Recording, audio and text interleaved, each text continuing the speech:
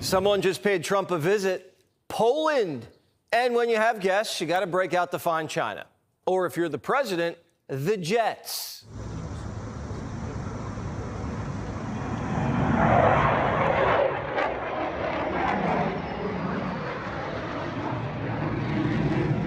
Trump had 4 F-16s and 4 more F-35s conduct a flyover for the new president of Poland.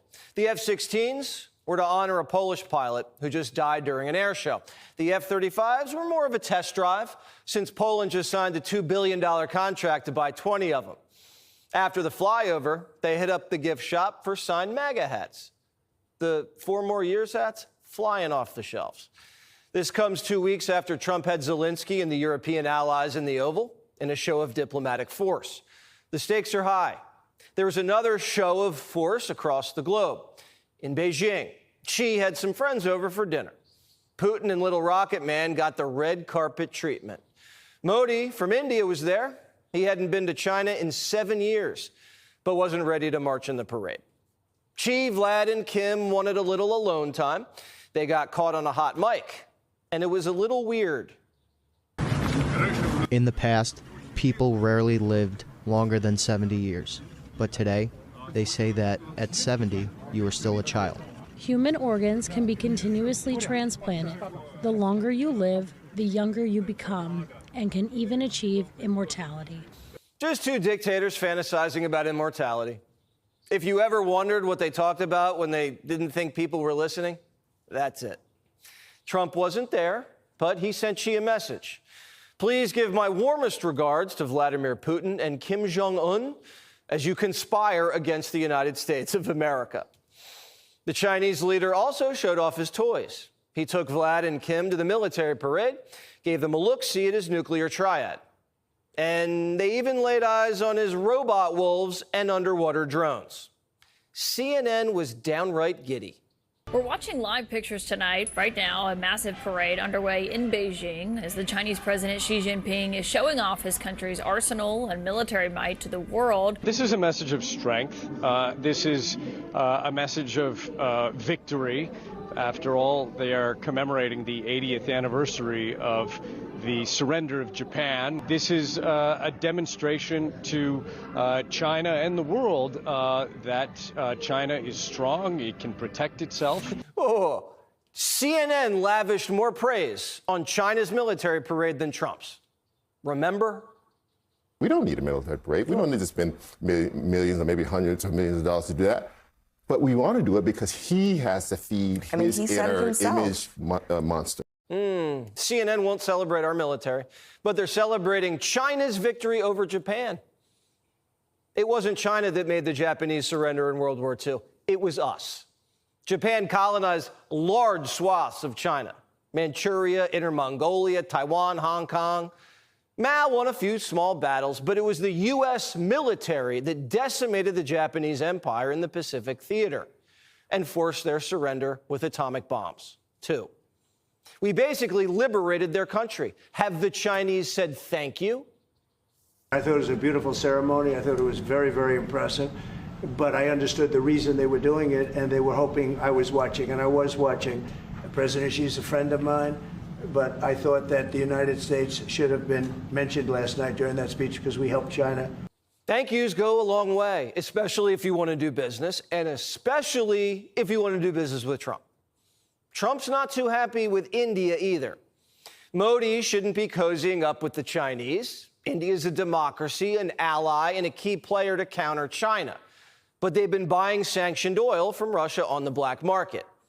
India doesn't have oil, and Russia's their neighbor, so it makes sense to buy it from Putin. But they're feeding Russia's war machine and making it harder for Trump to make peace in Ukraine.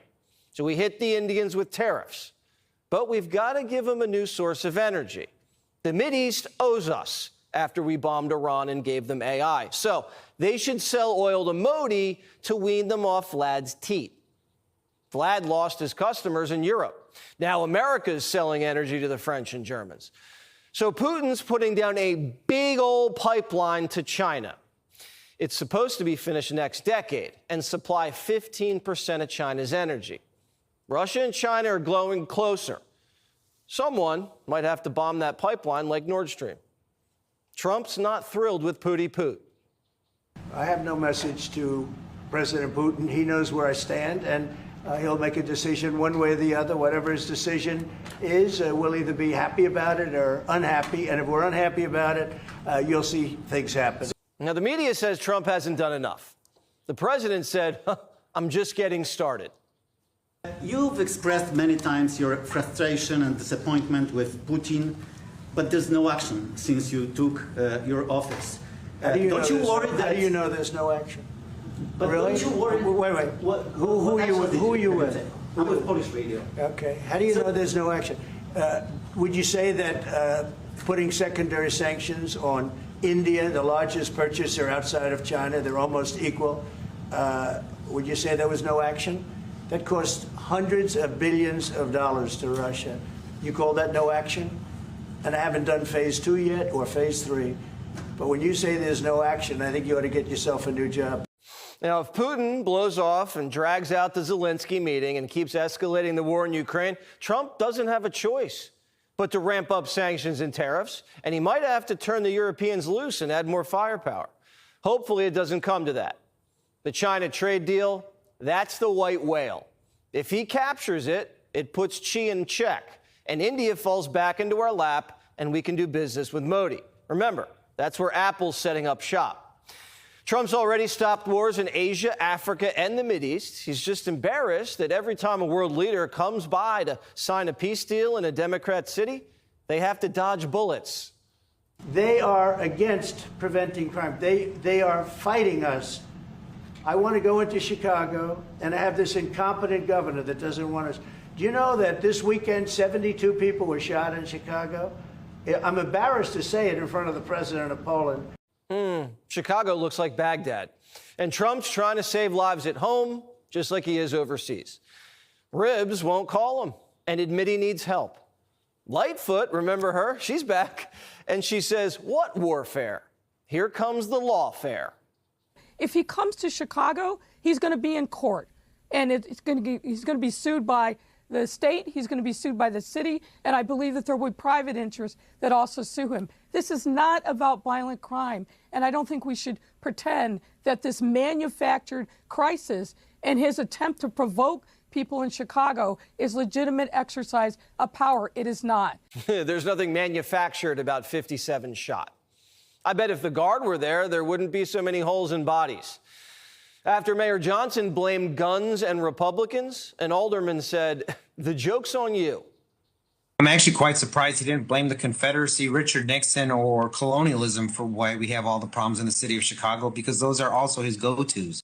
JB Back Ribs has been complaining about how tough this week's been. All of this negative attention, the president saying he needs to lose weight. Hegseth says, you got to be kidding me.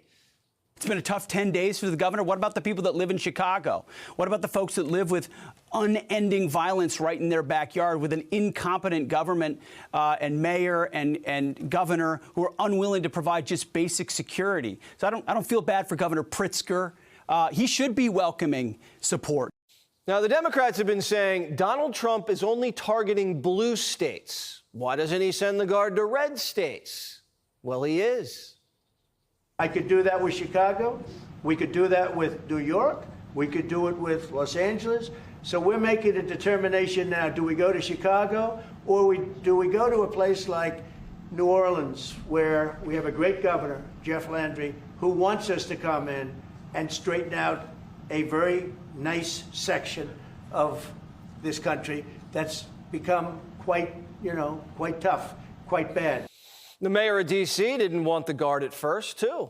Now, Blue City Bowser is red-pilled. She wants the Guard to stay till Christmas. And she says she'll coordinate with law enforcement. D.C.'s going out to dinner, carjackings are down, not a single homicide in almost 2 weeks. That's how Democrats should do it. Unite with Trump. Take the credit and save lives. All it takes is a little humility. Surely if I can admit I'm wrong, Democrat politicians can too. The strategy is working so well, Trump may take Melania out for date night. Will you visit a restaurant in D.C.? You haven't gone to. I might. Sure. You haven't gone to one in either of your terms that wasn't. How do you know? How do you know? Because I and many other. Do you want me to prove you wrong? Do you want me to prove you wrong? Yes, please. But I will. I think it's something we could consider doing. I'd love to do it. I love the White House food, but after a while, I can see going to a nice restaurant. It's safe. Trump wants to make peace so he can go into heaven.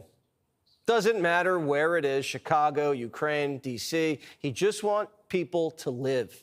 Remember, Democrats thought he was dead. But if Putin and Xi are right, Trump might live forever. Click here to subscribe to the Fox News YouTube page to catch our hottest interviews and most compelling analysis. You won't get it anywhere else.